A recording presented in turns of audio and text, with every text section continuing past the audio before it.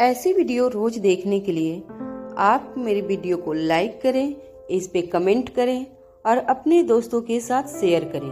और हाँ, अगर आप इस चैनल पे नए हैं तो इसे सब्सक्राइब करना ना भूलें।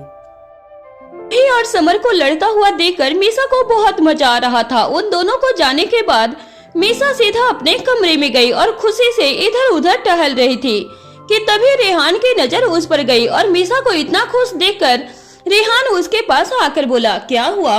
अभी मैंने कुछ बहुत इमेजिन देखा। क्या? मीसा के बात पर रेहान ने पूछा। रेहान का सवाल सुनकर मीसा ने उसे सारी बात बता दी थी। मीसा की बातों को सुनकर रेहान थोड़ा हैरान हो गया था। ये तुम क्या बोल रही हो?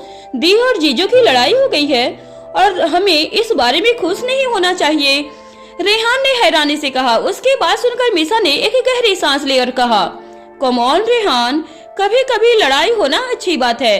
और वैसे भी समर जीजू हमेशा एक परफेक्ट मैन की तरह रहते हैं, जिस वजह से उनकी और दी की कभी लड़ाई नहीं हुई है। आज उन दोनों की लड़ाई हुई तो हमें इसे थोड़ा एंजॉय करना चाहिए। मीसा, तुम लड़ाई का कारण तो देखो, साफ नजर आ रहा है कि दी को गलतफहमी हुई है। रेहान की बात सुनकर मीसा ने अपनी एक आईब्रो ऊपर करके पूछा, तुम्हें कैसे पता कि ये एक गलतफहमी है? अगर दी ने कुछ देखा है तो इसका मतलब समर जीजू थोड़े बहुत तो गलत होंगे ही। मुझे नहीं लगता। तुम्हें तो बस ऐसे ही नहीं लगता है। तुम रहने दो, मैं एक बार इसकी से बात करती हूँ। इतना बोलकर मीसा ने इसकी को कॉल कर दिया था, लेकिन इसकी उसका फोन नहीं पिक कर रही थी। मीसा ने उसे बहुत कॉल किए लेकिन उसका कोई फायदा नहीं हुआ था, जिस वजह से वो थोड़ा इरिटेट होते हुए बोले, पता नहीं इस लड़की को भी क्या हो जाता है, समय पर फोन नहीं उठाती है। उधर इसकी सो रही थी। मीसा के फोन की वजह से इसकी की नींद तो नहीं खुली थी, लेकिन उसकी जगह रीवा जाग गई थी। रीवा ने उठकर इसकी को सोते हुए देखा, तब उसने इसकी को डिस्टर्ब नहीं किया था और वहां से सीधे स्टडी रूम की तरफ चली गई थी। डैडी, राजवीर को पुकारते हुए रीवा ने कहा। उसकी आवाज सुनकर राजवीर ने रीवा की तरफ देखा, जो उसके स्टडी रूम के गेट पर खड़ी थी। रीवा को देखकर राजवीर जल्दी से चेयर से उठा और उसके पास जाकर बोला, आप इतनी जल्दी क्यों उठ गई? और मम्मा कहाँ है? मम्मा तो सो रही है और मुझे अब और नींद नहीं आ रही है, तो क्या आप मेरे साथ खेलेंगे? रीवा की बात सुनकर राजवीर ने अपने टेबल की तरफ देखा, जहाँ पर बहुत सारी फाइल पड़ी हुई थी, जिस पर राजवीर को अभी काम करना था। लेकिन रीवा को भी मना नहीं कर सकता था, जिस वजह से उसे समझ नहीं आ रहा था कि उसे क्या करना चाहिए। क्या हुआ डैडी? रीवा बहुत बोर हो रही है। बेटा का रूहान के साथ जाकर खेलो, मैं आपको उसके पास छोड़ देता हूँ। नो, मुझे आपके साथ खेलना है। रीवा की बात सुनकर राजवीर के पास अब दूसरा कोई रास्ता नहीं बचा था, जिस वजह से राजवीर ने अपने काम को साइड किया और रीवा के साथ खेलने लगा था। राजवीर के साथ खेलते हुए रीवा बहुत खुश थी कि तभी अचानक से रीवा की तबीयत खराब होने लगी। राजवीर को जब इस बात का एहसास हुआ तब वो जल्दी से रीवा के पास भाग कर आ गया और रीवा को गोद में लेकर कहा, रीवा। राजवीर ने उसका नाम पुकार जल्दी से रीवा को अपने गोद में उठा लिया था और रूम से वापस आ गया। अब तक इसकी भी उठ चुकी थी। उसने जब राजवीर को इतना परेशान देखा और उसके गोद में रीवा को, तो वह भी घबरा गई थी और उसने कहा, क्या बात है राजवीर, क्या हुआ? रीवा की तबीयत ठीक नहीं लग रही है। राजवीर की बात सुनकर इसकी थोड़ा सा घबरा गई थी और जल्दी से राजवीर की गोद से रीवा को ले लिया। कुछ देर में डॉक्टर भी वहां आ गए थे और वो रीवा को चेक करने लगे। रीवा को चेक करने के बाद डॉक्टर ने कहा, घबराने की कोई बात नहीं है, रीवा को सिर्फ फीवर हुआ है। Are you sure doctor? और कोई बात तो नहीं है ना? मिस्टर सिंघानिया, यस, सब ठीक है। इतना बोलकर डॉक्टर वहां से चले गए थे। उनके जाने के बाद इसकी ने रीवा की तरफ देखा, जो नींद में थी। उसने प्यार से रीवा के सिर पर हाथ रखकर कहा, पता नहीं रीवा हर बार इतनी बीमार क्यों हो जाती है, ये कब पूरी तरह से ठीक होगी? इसकी तुमने सुना नहीं? डॉक्टर ने क्या कहा कि ये सिर्फ फीवर है, इसमें इतना घबराने की कोई बात नहीं है, रीवा को कुछ नहीं होगा। हाँ, लेकिन इतनी छोटी बच्ची के लिए फीवर भी बड़ी चीज है। इतना सा तो शरीर है उसका, उसमें इतना सब झेलती है। कितनी बार मैंने कहा है कि काम खेले, लेकिन नहीं, पूरे दिन उछल कूद करती रहती है, इसकी ने शिकायत करते हुए कहा। उसके बाद सुनकर राजवीर ने कहा, इस मामले में तो रीवा तुम पर ही गई है, तुम भी कहाँ मेरी बात सुनती हो? राजवीर, क्या ये समय ऐसी बातों के लिए सही है? इसकी ने हल्का गुस्सा करते हुए कहा। रात काफी हो चली थी और इसकी को देखकर ऐसा लग रहा था मानो जैसे उसकी आंखों से नींद कोसों दूर हो गई हो। वो रीवा के बगल में बैठी और सिर्फ उसे देखे जा रही थी। ऐसे ही सारी रात बीत गई और इसके बैठे बैठे ही रीवा के बगल में सो गई थी। इसकी को सोता हुआ देखकर राजवीर ने उसे अच्छे से बेड पर लिटा दिया और खुद से कहा, पागल लड़की, पूरी रात ऐसी ही निकाल दी। राजवीर के इतना बोलते ही इसकी नींद में बड़बड़ाते हुए बोली, मैं कोई पागल नहीं हूँ, मैं बहुत स्मार्ट हूँ। आपने मुझे पागल कहा है, इसके लिए आपको पनिशमेंट मिलेगी। अच्छा, और क्या है पनिशमेंट? बाद में सोचकर बताऊंगी, अभी मुझे सोना है।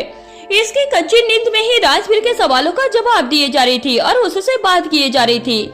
उसकी बातों को सुनकर राजवीर को अभी हंसी आ रही थी, लेकिन उसने खुद पर काबू कर रखा था। उधर कोमल जी हॉल में रीवा के लिए बैठी हुई थी। उन्हें पता चल गया था कि रीवा की तबीयत खराब हो गई थी, जिस वजह से उन्हें उसकी बहुत चिंता हो रही थी। पता नहीं इस नन्ही बच्ची को भी इतना सब क्यों हो जाता है। कोमल, आप क्यों चिंता कर रही हो? देखो, अब रीवा पूरी तरह से ठीक है, अर्णव जी ने कहा। उनके बात सुनकर कोमल जी ने हाँ में अपना सर हिला दिया। हाँ, मैं जानती हूँ, लेकिन क्या करूँ, रीवा को बीमार देखकर दिल में दर्द सा उठ जाता है। कोमल जी की बात सुनकर अर्णव जी ने आगे कुछ नहीं कहा था। वो सभी बैठकर बातें कर ही रहे थे कि इतने में रूही रूहान के साथ वहाँ आ गई। रूही को देखकर साफ साफ पता चल रहा था कि उसका चेहरा उतरा हुआ था। मीसा भी वहाँ आई और उसने जब रूही की ये हालत देखी तब उसे बहुत हंसी आने लगी। क्या हुआ दी, आपका चेहरा इतना उतरा हुआ क्यों लग रहा है? नहीं तो मुझे क्या होगा, कुछ तो हुआ है, मीसा ने थोड़ी शैतानी आवाज में कहा, जिसे सुनकर रूही उसे घुरकर देखने लगी थी।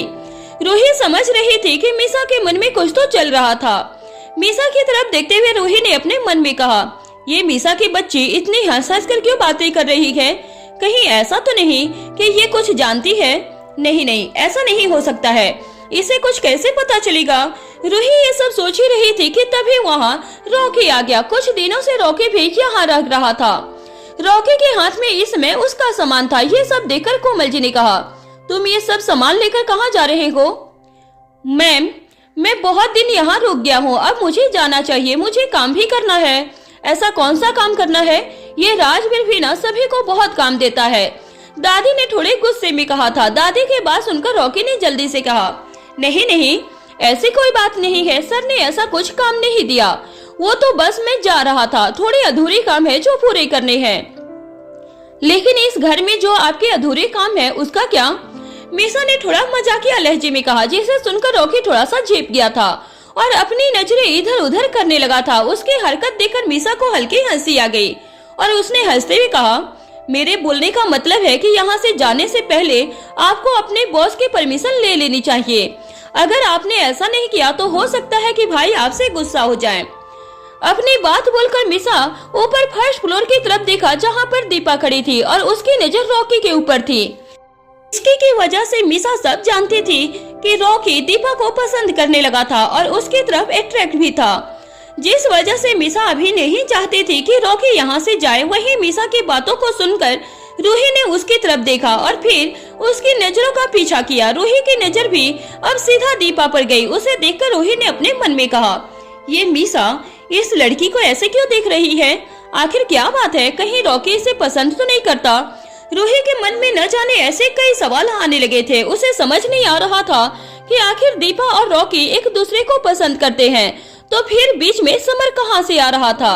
आखिर समर को इस लड़की की इतनी चिंता क्यों हो रही थी? रूही जितनी बार भी अपने दिल को समझाने की कोशिश करती, उसके सामने कल का सीन आ जाता था और उसका दिल बार बार फिर से गुस्से से भर जाता था। वहीं हॉस्पिटल में आर्यन आराम से अपने बेड पर लेटा हुआ था कि तभी उसका असिस्टेंट आकर बोला, सर, आपके फादर आपको ढूंढने की कोशिश कर रहे हैं। ढूंढने दो, इतने सालों में उन्हें याद नहीं आई और अब जब जरूरत है तब याद कर रहे हैं, आर्यन ने हल्के गुस्से में कहा। अपनी बात बोलकर आर्यन कुछ देर चुप हुआ और फिर उसने आगे कहा, मैंने जो इन्वेस्टिगेशन करने के लिए कहा था वो हुआ? सर, मैं पूरी कोशिश कर रहा हूँ, लेकिन आप भी जानते हो कि राठौर परिवार के बारे में पता करना कितना मुश्किल है। हाँ जानता हूँ, इसलिए तुम्हें कुछ नहीं बोल रहा हूँ, वरना अभी तक ये जॉब नहीं कर रहे होते। इतना बोलकर आर्यन ने अपनी आंखें बंद कर ली थी। उसके आंखों के सामने एक सीन आने लगा था। आपको क्या लगता है? मुझे नहीं पता है कि आप क्या चाहते हो। आप मुझे बस एक हथियार की तरह यूज करना चाहती हो, लेकिन मैं इतना बेवकूफ नहीं हूँ। आपको जो करना है आप शौक से कर सकते हो, but I am not going to help you. अपनी बकवास बंद करो। तुम जानते भी हो ना कि तुम किससे बात कर रहे हो। मैं तुम्हारा डैड हूँ। रियली? आपको याद आ गया? वेल मिस्टर राठौर, मुझे आपका बेटा कहलाने में कोई इंटरेस्ट नहीं है, इसलिए आगे से मुझे दोबारा से कॉल करके डिस्टर्ब मत करना। आफ्टर ऑल मैं बहुत बिजी रहता हूँ। इतना बोलकर आर्यन ने फोन रख दिया था। इस समय आर्यन अपनी कार ड्राइव कर रहा था और जैसे ही उसने फोन रखा, सामने से एक तेज स्पीड में कार उसकी तरफ आ गई और उसकी कार से टकरा गई थी। आर्यन ये सब सोच ही रहा था कि तभी एक जोर की आवाज के साथ वार्ड का दरवाजा खुला और आर्यन अपनी सोच से बाहर आ गया। आर्यन ने अपनी आंखें खोलकर दरवाजे की तरफ देखा, जहां पर उसका असिस्टेंट खड़ा था।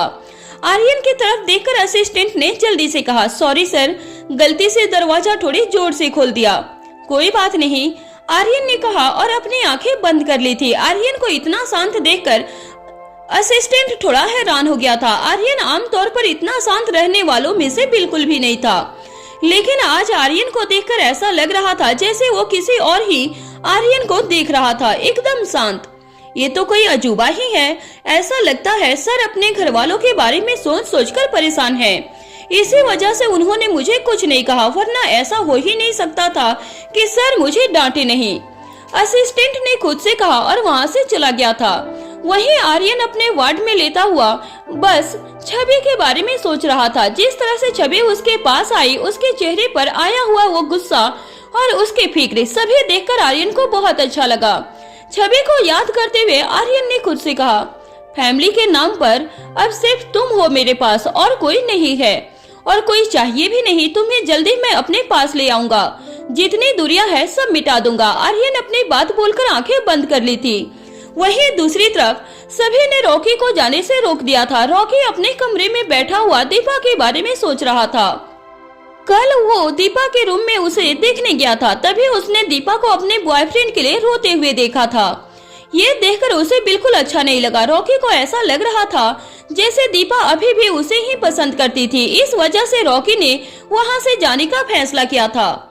मुझे अपने इमोशंस पर काबू करना चाहिए। मैं ऐसे कैसे किसी के लिए फील कर सकता हूँ, और वैसे भी मैं कोई नॉर्मल इंसान नहीं हूँ। हम दोनों की दुनिया में बहुत फर्क है। वो मेरे साथ रह भी नहीं सकती। रॉकी यही सब सोच रहा था। वो कम से कम अपना ध्यान हटाना चाह रहा था, जिसके लिए उसके अपने मन को बहुत बार समझाया। इधर इसकी मिसा के रूम में बैठी हुई बातें कर रही थी। मिसा इसकी उसे समर और रूही की लड़ाई के बारे में बता रही थी, जिसे सुनकर इसकी ने कहा, तुझे शर्म नहीं आती? तू उन दोनों की लड़ाई देख रही थी। क्यों शर्म आती? पहली बार मैंने उन दोनों के लड़ते हुए देखा, मेरा तो मन हो रहा था कि मैं उनकी वीडियो बना लूं, लेकिन फिर छोड़ दिया।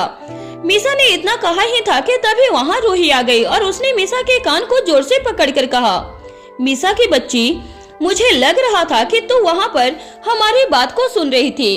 अरे दी, क्या कर रही हो? छोड़ो मुझे, दर्द हो रहा है। दर्द हो रहा है तो सर, ऐसे कोई किसी की बात सुनता है भला? रूही ने हल्के गुस्से में कहा। उसकी बात सुनकर मिसा ने तुरंत से कहा, हाँ तो ऐसे कोई अपने कमरे से बाहर भी नहीं लड़ता है। आप दोनों बाहर ही लड़ रहे थे तो मैं क्या करती? मैं वहाँ से गुजर रही थी तो सुन लिया। अच्छा जी, सिर्फ गुजर रही थी? अगर गुजर रही थी तो सिर्फ गुजर जाती, वहाँ खड़ी होकर सुनने की क्या जरूरत थी? इतना बोलकर रूही ने मिसा का कान छोड़ दिया था और गुस्से से उसे देखे जा रही थी। मिसा अपने कान को सहलाते हुए बोली, दी, आप दोनों लड़ते नहीं हो ना कभी? तो बस जानना चाहती थी कि आखिर इस बार क्यों लड़ रहे हो। मिसा की बात सुनकर रूही ने उसकी तरफ देखा, लेकिन कहा कुछ नहीं। रूही को चुप देखकर इसकी बोली, दी, आप जीजू से क्यों नाराज हो? वो तो बस दीपा की हेल्प कर रहे थे। इसकी की बात सुनकर रूही ने एक गहरी सांस ली और कहा, हेल्प ही करना था तो वो किसी और से भी बोल सकते थे, लेकिन ऐसा नहीं किया। पता नहीं, मुझे ऐसा लगता है जैसे समर ने कोई बात तो छिपाई हो। इसकी क्या सच में वो कश्मीर गया था जब मेरी उससे बात नहीं हो पा रही थी? रूही की बात सुनकर इसकी थोड़ा शक पका गई। अचानक से रूही इस बारे में क्यों बात कर रही थी, ये बात उसे समझ नहीं आया था। इसकी ने जल्दी से अपना सिर हाँ में हिला दिया और लड़खड़ाते हुए बोली, हाँ दी, आप ये क्यों पूछ रही हो? पता नहीं क्यों मुझे लगता है कि उसी समय कुछ तो हुआ है। जो समर मुझसे छिपा रहे हैं। रूही ने सोचते हुए कहा। रूही की बात सुनकर इसकी को थोड़ा अजीब लग रहा था। उसे समझ नहीं आ रहा था कि वो रूही से क्या कहे। इसकी ने मीसा की तरफ देखा और फिर रूही को देखकर कहा, आप ज्यादा सोच रही हो दी, ऐसा कुछ नहीं है। राजवीर ने मुझे खुद कहा था कि जीजू कश्मीर गए हैं। आप प्लीज ये सब अपने दिमाग से निकाल दीजिए। और रही बात दीपा की, तो वो अपने बॉयफ्रेंड को भुला नहीं पाई है। आप खुद सोचिए, वो जिससे प्यार करती थी उसने उसे धोखा दिया, उसके परिवार ने उसका साथ छोड़ दिया और अब वो प्रेग्नेंट भी है। उसकी सिचुएशन ऐसी है कि कोई भी उसकी फिक्र करने से खुद को रोक नहीं पाए। और रही बात पसंद की, तो रॉकी दीपा को पसंद करता है। आई एम श्योर जल्द ही दीपा भी उसे पसंद करने लग जाएगी। आप तो बिना बात के समर जीजू को बीच में ला रही हो। उनका तो दूर दूर तक इन सब से कोई लेना देना नहीं है। वो सब बहुत अच्छे हैं और उसके साथ ही नहीं सभी के साथ अच्छे हैं। इसकी ने जल्दी जल्दी लगभग एक ही सांस में सारी बात बोल दी थी। उसकी बातों को सुनकर रूही भी इन सब के बारे में सोचने पर मजबूर हो गई। उसे भी ऐसा लग रहा था कि शायद वो कुछ ज्यादा ही सोच रही थी। किसी की मदद करना थोड़ी ना गलत होता है। तुम ठीक बोल रही हो इसकी, लेकिन अब तो मैंने लड़ाई कर ली है। खैर, समर को भी थोड़ा समझना चाहिए ये सब। किसी भी वाइफ को ये सब देखकर जलन होती है। रूही की बात सुनकर मीसा ने तुरंत से इसकी की तरफ देखकर कहा, आप सही बोल रही हो दी, और ये बात इसकी से ज्यादा अच्छे से कौन समझता है। इसने तो भाई को ब्लैक कपड़े पहनने पर बैन कर दिया है क्योंकि वो इसमें हैंडसम लगते हैं, और अब ये भी तो जलन ही है ना। मीसा की बात सुनकर इसकी ने उसे घूर कर देखा और कहा, अच्छा, बोल तो ऐसे रही है जैसे तो दूध की धुली हुई है। मैंने कब कहा, मतलब तो वही था ना। इसकी और मीसा की बात सुनकर रूही ने जल्दी से कहा, अच्छा तुम दोनों लड़ना बंद करो। मैंने सोच लिया कि समर मुझसे बात करने आएगा तो मैं आराम से बात कर लूंगी, और नहीं आए तो आएगा, डोंट वरी। इतना बोलकर रूही वहाँ से चली गई थी। रूही के जाने के बाद इसकी भी वहाँ से अपने रूम में चली गई थी। कमरे में जाकर इसकी ने देखा कि राजवीर अभी तक ऑफिस के लिए रेडी नहीं हुआ था। यह देखकर इसकी जल्दी से राजवीर के पास गई और उससे कहा, आप ऑफिस नहीं जा रहे हो क्या? नहीं, रीवा ठीक हो जाएगी तब जाऊंगा। राजवीर की बात सुनकर इसकी का दिल खुशी से भर गया था और वो राजवीर के गले लगकर बोले, आप कितनी फिक्र करते हो रीवा की? मैं तो तुम्हारे भी करता हूँ। हाँ, हम दोनों की। हाँ, क्योंकि तुम दोनों अभी बच्चे जो हो, राजवीर ने हंसते हुए कहा। राजवीर की बात सुनकर इसके उससे अलग हो गई और उसे घूर कर देखते हुए बोले, हो गया आपका मजाक? इसकी की बात सुनकर राजवीर ने उसे अपने करीब खींचा और गले लगाकर कहा, हाँ हो गया। राजवीर, रूही दीदी को समर जीजू पर शक हो रहा है। कैसा शक? राजवीर ने पूछा। उसके सवाल पर इसकी ने एक एक करके सारी बात राजवीर को बता दी थी। इसकी की बात सुनकर राजवीर ने एक गहरी सांस ली और कहा, कोई बात नहीं, अगर उसे पता भी चल जाएगा तो अब उस बात को बीते हुए बहुत समय हो गया है, समर संभाल लेगा, तुम मत सोचो इस बारे में। राजवीर ने प्यार से इसकी के सिर पर किस करते हुए कहा। राजवीर की बात सुनकर इसकी के होठों पर मुस्कान आ गई थी। उसे पता था कि राजवीर ऐसा ही कुछ कहेगा। कुछ देर तक इसकी और राजवीर इसी तरह साथ में बैठे रहे। फिर राजवीर ने कहा, इसकी तुम अब से सिर्फ अपने काम पर ध्यान देना, किसी और के प्रॉब्लम में फंसने की कोई जरूरत नहीं है। ये भला कौन सी बात हुई? मैं तो अपने घर वालों के टेंशन में फंसती हूँ एंड आई थिंक इसमें आपको प्रॉब्लम नहीं होनी चाहिए। तुम किसी की भी हेल्प करती हो तो एंड में खुद को ही प्रॉब्लम में डाल देती हो। राजवीर की बात सुनकर इसके का मुंह बन गया था। वो जानती थी कि राजवीर जो बोल रहा था वो सही ही बोल रहा था। इस बार भी इसकी फंसते फंसते बच गई थी। इसकी राजवीर की तरफ देखकर बोले, आपको कल मुझे बहुत सारा काम दिया था, ये अच्छी बात नहीं है। वो तो मैंने जानबूझकर दिया था जिससे तुम्हें अपना खुरापाती दिमाग चलाने की जरूरत न पड़े। राजवीर की बात सुनकर इसकी ने हैरानी से उसकी तरफ देखा। उसे नहीं पता था कि राजवीर ने इतना सब सोच कर किया था। इसके के चेहरे को देखकर राजवीर स्माइल करते हुए उसके सिर पर किस करके बोला, तुम जब हैरान होती हो तो तुम्हारा चेहरा और भी प्यारा लगता है और मुझे तुम पर और प्यार आता है। ये आपको आज सुबह सुबह क्या हुआ है? इतनी प्यार भरी बातें? तुम तो ऐसे बोल रही हो जैसे मैंने कभी भी तुमसे प्यार की बातें किया ही नहीं था। राजवीर ने उसे घूरते हुए पूछा। राजवीर की नजरों को पूरी तरह से इग्नोर करते हुए इसकी ने कहा, करते थे पहले, लेकिन अभी तो आपको मेरे से लड़ाई करने से फुर्सत मिले तब तो आप प्यार भरी बात करेंगे। खैर मैं भी पता नहीं क्यों आपको दोष दे रही हूँ, इससे आपकी कोई गलती नहीं है, सारी गलती आपकी एज की है।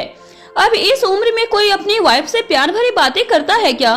लेकिन आपको थोड़ा तो समझना चाहिए कि आपकी वाइफ इतनी यंग है, उसे ये सब चीजें अच्छी लगती है। इसकी अपने धुन में बस बोले जा रही थी। उसने इस बात पर ध्यान नहीं दिया कि राजवीर उसे गुस्से से घूरकर देखे जा रहा था। जब इसकी को इस बात का एहसास हुआ कि उसने बातों ही बातों में क्या क्या बोल दिया, तो उसने जल्दी से अपना मुंह बना लिया था और कहा, मेरे बोलने का मतलब अलग था। मुझे अच्छे से समझ आ रहा है कि तुमने बोलने का क्या मतलब था। तुम इनडायरेक्टली मेरे एज को टारगेट कर रही हो। फॉर काइंड योर इन्फॉर्मेशन, मेरी इतनी भी ज्यादा एज नहीं है। इसकी की बातों को बीच से काटकर राजवीर ने कहा। राजवीर की बातों को सुनकर इसकी ने जल्दी से कहा, अरे नहीं, आप मेरी बातों का गलत नहीं बल्कि बिल्कुल सही मतलब निकाल रहा हूँ।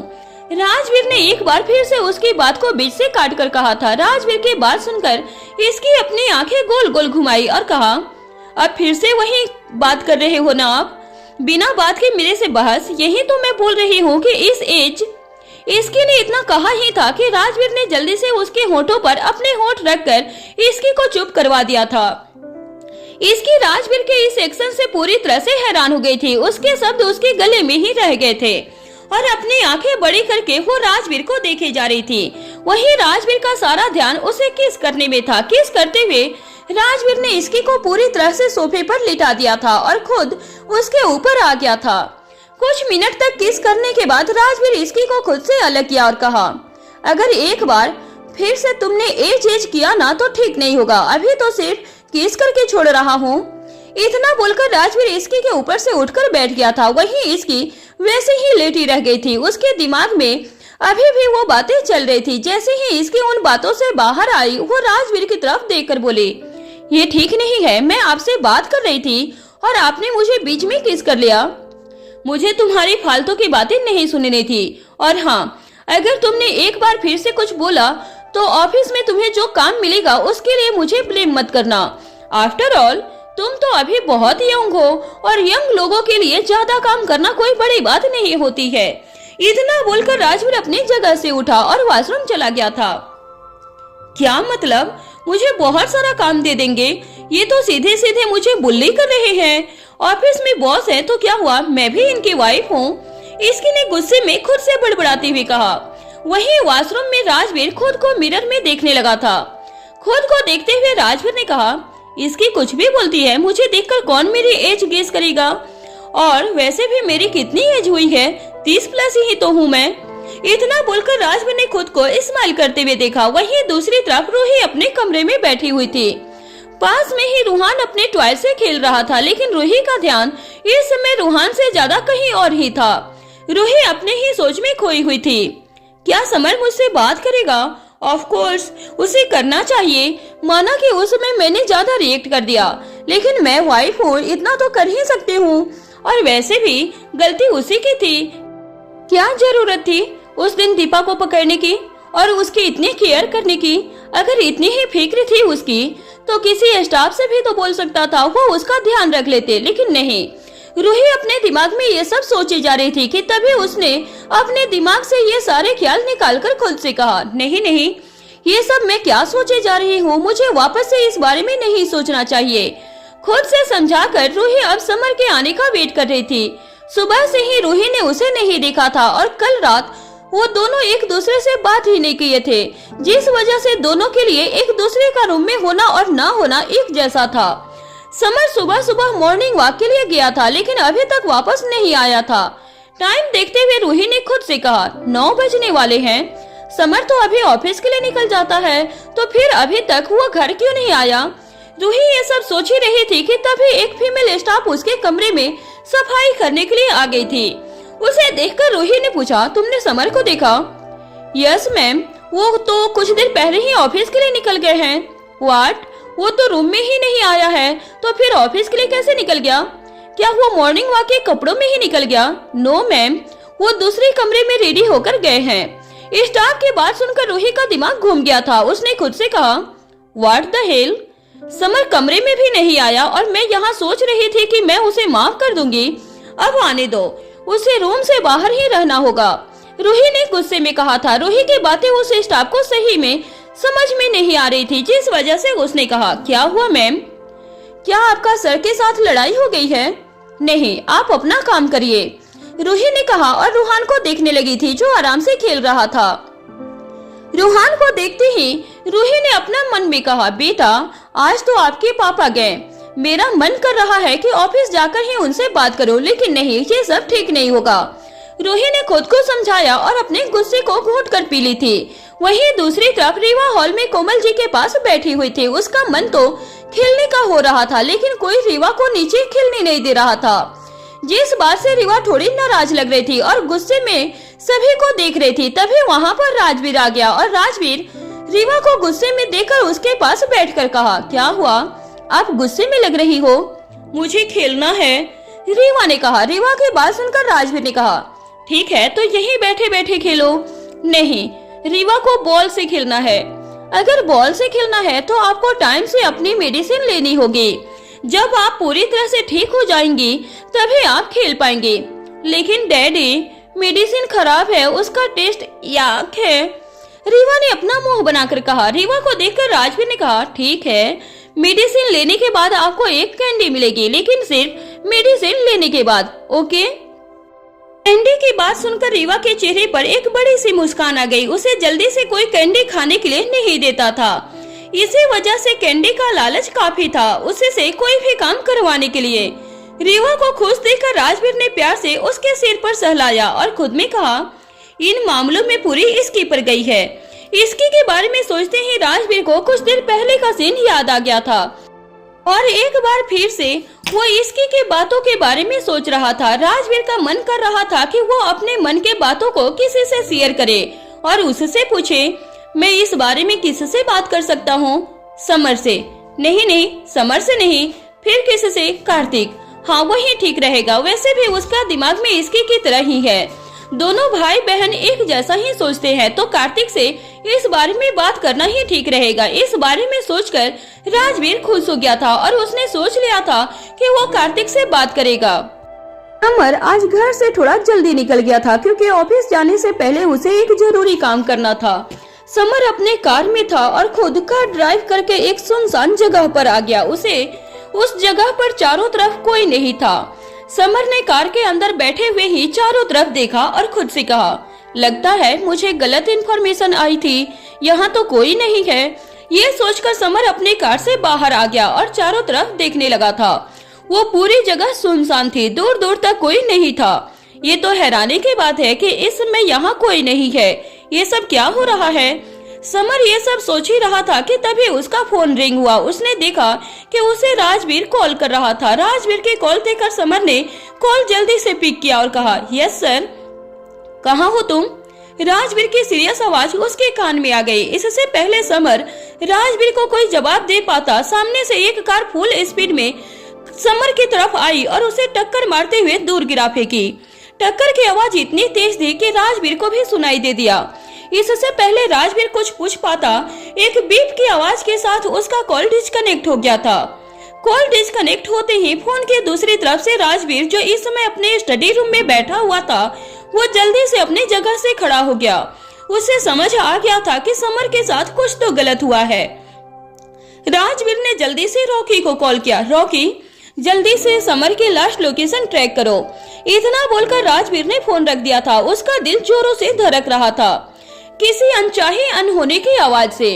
राजवीर ने खुद पर काबू करने की नाकाम कोशिश की। एक के बाद एक कोई था जो उसके फैमिली मेंबर को टारगेट कर रहा था। पहले इसके का एक्सीडेंट, फिर मीसा पे अटैक और अब समर। राजवीर के कॉल करने के कुछ ही देर के बाद रॉकी ने राजवीर के फोन पर समर की लोकेशन सेंड कर दी थी। उसकी लोकेशन मिलते ही राजवीर जल्दी से उसके रूम से निकल गया। राजवीर को इतनी जल्दी में देखकर इसकी जो अभी रूम में ही आ रही थी, उसने कहा, क्या हुआ राजवीर, आप इतनी जल्दी में कहाँ जा रहे हो? इसकी का सवाल सुनने के बाद भी राजवीर ने उसे कुछ नहीं कहा था और वहाँ से सीधा निकल गया। राजवीर को इतने हड़बड़ी में जाते हुए देखकर इसकी हैरान हो गई थी। राजवीर उसकी बातों को ऐसे इग्नोर नहीं करता था। क्या हुआ होगा? राजवीर परेशान दिख रहे थे। इसकी ने खुद से कहा।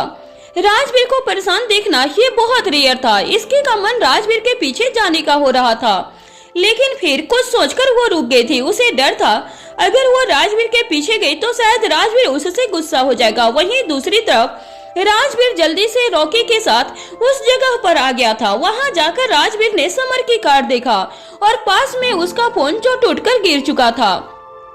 ये सब देखकर राजवीर ने ध्यान से चारों तरफ देखा, लेकिन उसे समर नजर नहीं आया।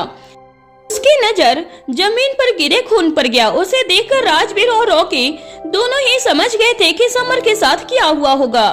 राजवीर ने परेशानी के साथ रॉकी की तरफ देखकर कहा, आसपास के हॉस्पिटल में समर का पता करवाओ। यस सर, रॉकी ने कहा और वो कुछ कॉल करने लगा था। वहीं राजवीर अपनी कार के पास बैठ के एक हॉस्पिटल के लिए निकल गया था। उससे वेट नहीं हो रहा था, वो खुद समर को ढूंढना चाह रहा था। राजवीर सबसे पास वाले हॉस्पिटल में गया और किस्मत से वहां एक एक्सीडेंट का केस आया हुआ था। राजवीर ने जल्दी से इस बारे में पता किया और फाइनली उसे समर मिल गया था।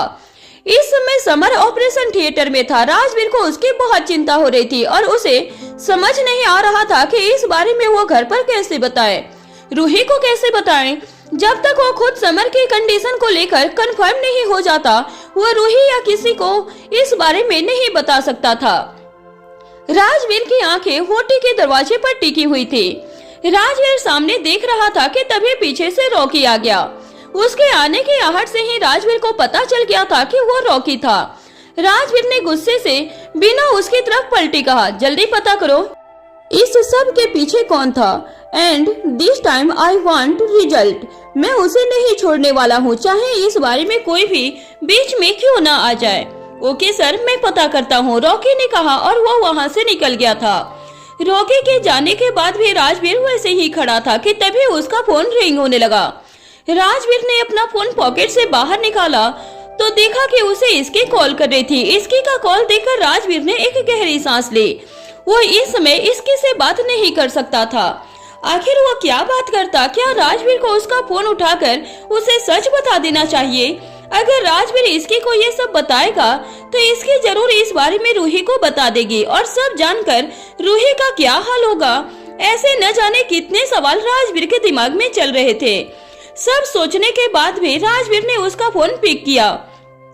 जैसे ही राजवीर ने फोन उठाया, सामने से इसकी की घबराई हुई आवाज आई। राजवीर, क्या हुआ? आप ऐसे अचानक से कहाँ गए? आप तो आज ऑफिस भी नहीं जाने वाले थे। इसकी ने एक के बाद एक सवालों की लाइन लगा दी थी। उसे राजवीर की फिक्र हो रही थी। वहीं इसकी के सवाल को सुनकर राजवीर ने कहा, समर का एक्सीडेंट हो गया है। व्हाट? राजवीर की बात सुनते ही इसकी ने हैरानी से कहा। उसे नहीं लगा था कि ऐसा कुछ उसे राजवीर से सुनने के लिए मिलेगा। वहीं दूसरी तरफ हवेली में एक आदमी आराम से चेयर पर बैठा हुआ था और अपने फोन पर किसी से बात कर रहा था। जैसा मैंने कहा था वैसा किया ना? उस लड़के की वजह से पूरे इलाके में मेरी बदनामी हो गई। मैं उसे जिंदा नहीं देखना चाहता हूँ। उस लड़की को जो हमारे लिए कलंक है उसे भी ढूंढ कर लाओ। उसे तो मैं अपने हाथों से ही सजा दूंगा। अपनी बात बोलने के बाद उस आदमी ने फोन रख दिया था और एक मुस्कान उसके चेहरे पर आ गई थी। उन सभी को क्या लगा था मनमोहन से बचना आसान है, यहाँ से चले गए तो क्या हुआ? वहाँ बैठे बैठे लोगों को उसकी जगह पर लाना जानता हूँ मैं। इसके मीसा और रूही तीनों हॉस्पिटल आ गए थे। जब रूही को समर के बारे में पता चला तभी से उसकी आंखें नम हो गई थी। तीनों जल्दी से समर के वार्ड के पास आ गए। अंदर जाने से पहले रूही को डर लग रहा था, उसका हाथ कांप रहा था। इसके आगे आगे और उसके वार्ड का दरवाजा खोल दी थी। दरवाजा खुलते ही तीनों अंदर आ गए थे और वहां जाकर उन्होंने राजवीर को सोफे पर बैठे देखा और समर बेड पर लेटा हुआ था। समर के सिर पर पट्टी बंधी हुई थी। समर को देखकर रूही जल्दी से उसके पास जाकर बोली, समर। रूही को अपने सामने देखकर समर के चेहरे पर स्माइल आ गई। जीजू, आप ठीक तो हो ना? इसकी ने पूछा। इसकी की बात सुनकर समर ने हाँ में अपना सर हिला दिया। तभी राजवीर को जो सोफे पर बैठा था वो अपनी जगह से खड़ा हुआ और कहा, डोंट वरी, वो पूरी तरह से ठीक है, हल्की चोट लगी है। राजवीर, इनके सिर पर इतनी बड़ी पट्टी बंधी हुई है और आप बोल रहे हो कि छोटी चोट है? इसकी ने शक भरी नजरों से पूछा था। इसकी की बात सुनकर राजवीर उसके पास आकर बोला, अभी उसका ऑपरेशन हुआ है जिससे पट्टी है, पर टेंशन की कोई बात नहीं है, अब सब बिल्कुल ठीक है। लेकिन ये सब किसने किया? मैं पता कर रहा हूँ, अब से तुम सभी भी बिना सिक्योरिटी के बाहर नहीं जा सकते हो, राजवीर ने कहा था। राजवीर की बात सुनकर इसकी ने मीसा की तरफ देखा और फिर राजवीर की तरफ। उसके मन में और भी सवाल थे, लेकिन इस समय वो नहीं पूछ सकती थी, जिस वजह से इसकी ने शांति से हाँ में अपना सर हिला दिया। इसकी के हाथ देखकर राजवीर ने आगे कुछ नहीं कहा था और वार्ड से बाहर निकल गया। राजवीर के जाते ही इसकी भी उसके पीछे पीछे निकल गई थी। राजवीर, मुझे बात करनी है आपसे। इतना बोलते हुए राजवीर के पीछे आ ही रही थी कि तभी इसकी किसी से टकरा गई थी। उस इंसान के चेहरे पर मास्क लगा था और वो डॉक्टर के कोट में पहने था, जिसे देखकर समझ आ रहा था। I am so sorry. कोई बात नहीं, इतना बोलकर वो डॉक्टर जल्दी से वहाँ से चला गया था। उसे देखकर इसकी को कुछ अजीब लग रहा था, जिस तरह से वो डॉक्टर इसके से अपना चेहरा छुपा रहा था और जल्दी से निकल गया। इसकी उसी को देखे जा रही थी जिस ओर से वो डॉक्टर गया हुआ था। ये कुछ अजीब, और ये जीजू के वार्ड की तरफ क्यों जा रहा है? इसके को कुछ अनहोनी का एहसास हो रहा था, जिस वजह से इसकी ने एक बार फिर से राजवीर को आवाज दिया। राजवीर, सुनिए ना। राजवीर उससे बहुत आगे था, जिस वजह से राजवीर तक उसकी आवाज नहीं जा रही थी। मैं राजवीर का वेट नहीं कर सकती, मुझे खुद जाकर देखना होगा। इसकी जल्दी से वार्ड के अंदर चली गई थी। अंदर जाकर इसकी ने देखा कि वो डॉक्टर समर का चेकअप कर रहा था और इसकी को देखते ही एक बार फिर से वो घबराने लगा था। उस डॉक्टर के साथ भी वहाँ पर एक नर्स भी थी, जो डॉक्टर की कही बातों को लिख रही थी। इसके सीधे जाकर मीसा के बगल में खड़ी हो गई और ध्यान से उस डॉक्टर की एक एक्टिविटी को ऑब्जर्व करने लगी। तो इतने गौर से क्या देख रही है? मीसा ने इसकी को देखते हुए पूछा। उसकी बात सुनकर इसकी ने धीरे से कहा, ये डॉक्टर, मुझे कुछ ठीक नहीं लग रहा है। इसकी की बात सुनकर मीसा भी उस तरफ देखने लगी थी। दोनों उसे देख ही रहे थे कि तभी उस डॉक्टर ने एक इंजेक्शन निकाला। ये कौन सा इंजेक्शन है? इसकी ने शक भरी नजरों से पूछा। मैम, ये पेन किलर है, डॉक्टर ने कहा। उसके बात सुनकर इसकी एक बार फिर से शक भरी नजरों से देखी जा रही थी। इसकी को गलत लग रहा था, ऐसा एहसास हो रहा था जैसे कुछ तो गड़बड़ हो। इसकी अपने कदम उस डॉक्टर की तरफ बढ़ाने लगी थी, एक एक कदम उसके तरफ लिए जा रही थी। सच बताओ, तुम क्या कर रहे हो? इसकी ने थोड़ी स्ट्रिक्ट टोन में पूछा था। इसकी की बात सुनकर रूही, समर और मीसा भी उसकी तरफ देखने लगे थे। क्या हुआ इसकी? जीजू, ये डॉक्टर मुझे डॉक्टर नहीं लग रहा है। इसकी अभी भी उस डॉक्टर की तरफ घूरकर देखे जा रही थी। उसकी आंखों से ऐसा लग रहा था जैसे वो अंदर तक देख रही हो। इसकी उस डॉक्टर के पास जा ही रही थी कि तभी नर्स आगे आकर बोले, ये आप क्या बोल रही हो? ये हमारे हॉस्पिटल के ही डॉक्टर हैं और बहुत फेमस डॉक्टर हैं। आप प्लीज कुछ भी मत बोलिए। रियली? लेकिन मुझे फिर भी इस इंजेक्शन को किसी और डॉक्टर से चेक करवाना है। इतना बोलकर इसकी ने अपना हाथ आगे बढ़ा दिया उस इंजेक्शन को लेने के लिए। लेकिन जैसे ही इसकी उस इंजेक्शन को लेती, उससे पहले ही उस डॉक्टर ने बगल के टेबल से नाइफ लेकर इसकी के हाथ पर वार कर दिया था। ये सब इतनी स्पीड में हुआ था कि कोई कुछ समझ पाता उससे पहले ही इसकी की कलाई पर एक बड़ा सा कट लग गया था। इसकी सभी की एक साथ आवाज आ गई थी। इतने में उस नर्स ने अपने जेब से एक गन निकालकर समर पर पॉइंट कर दिया था और इससे पहले वो शूट कर पाती, इसकी ने जल्दी से उसके हाथ पर फ्लावर वाश दे मारा था। मुझे लग ही रहा था कि तुम दोनों के इरादे ठीक नहीं है। इतना बोलकर इसकी ने एक जोर का पंच उस डॉक्टर के मुंह पर दे मारा। मीसा भी इसकी के पास आ गई थी उस नर्स को पकड़ने के लिए कि तभी उस डॉक्टर ने एक बार फिर से नाइफ से इसकी के सामने कर दी थी। इसकी संभल कर रूही ने कहा। इससे पहले वो नाइफ इसकी को दोबारा लगता, समर ने जल्दी से उसका हाथ पकड़ लिया था और उस डॉक्टर को जमीन पर पटक दिया था।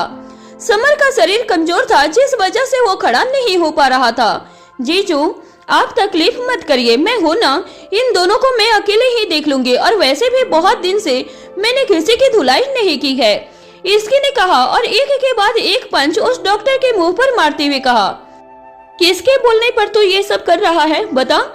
इतना बोलते हुए इसकी ने उसके चेहरे पर मास्क हटाकर उसका चेहरा देख लिया। उसका चेहरा देखते ही इसकी ने कहा, तुम कौन हो? इसके के लिए वो चेहरा पूरी तरह से अनजान था। वो नहीं जानती थी कि वो आदमी कौन था और वो समर पर वार क्यों कर रहा था।